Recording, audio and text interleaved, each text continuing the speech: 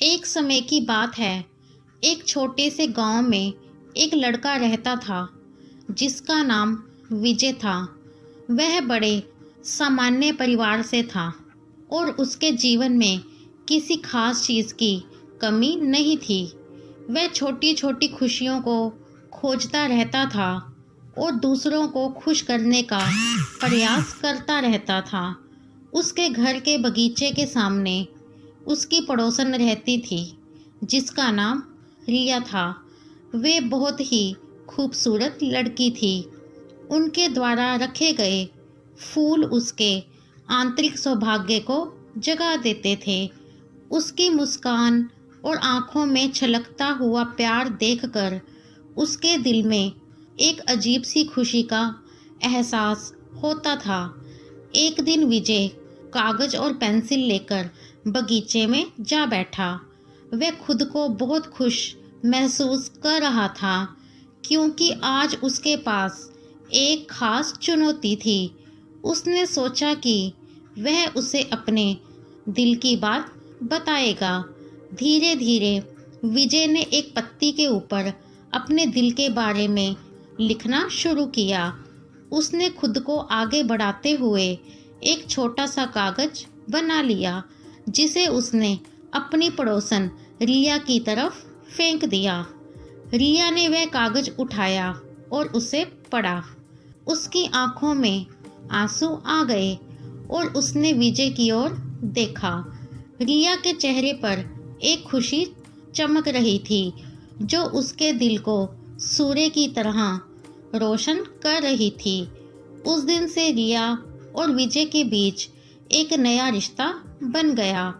उन्होंने देखा कि प्यार और खुशी छोटी सी चीज़ों में छिपी होती है और आपको उसे समझने की ज़रूरत होती है।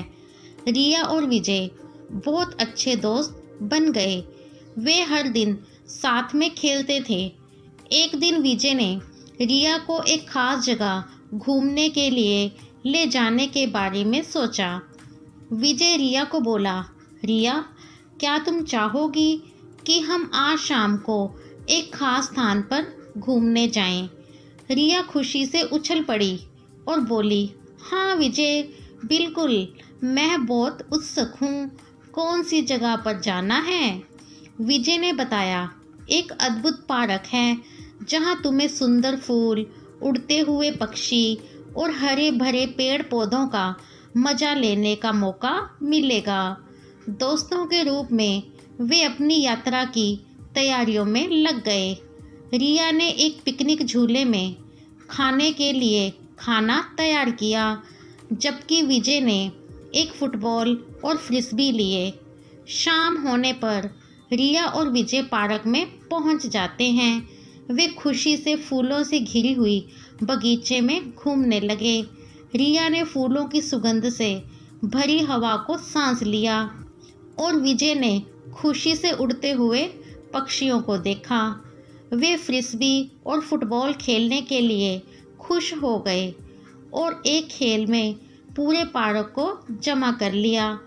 बाद में वे अपने पिकनिक झूले के पास जाकर बैठे और खाना खाने लगे।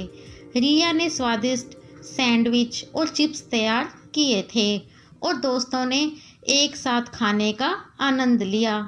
खाने के बाद रिया और विजय बातें करते रहे और हंसते खेलते समय बिताया। शाम के आसमान को रंगीन करते हुए वे धीरे धीरे पार्क से बाहर निकले और अपने घरों की ओर लौट आए। इस यात्रा ने रिया और विजय के बीच याराना बढ़ा दिया। यह कहानी हमें याद दिलाती है कि हमें अपने चारों ओर के छोटे छोटे सुंदर पलों को महसूस करने और आनंद उठाने की क्षमता होनी चाहिए।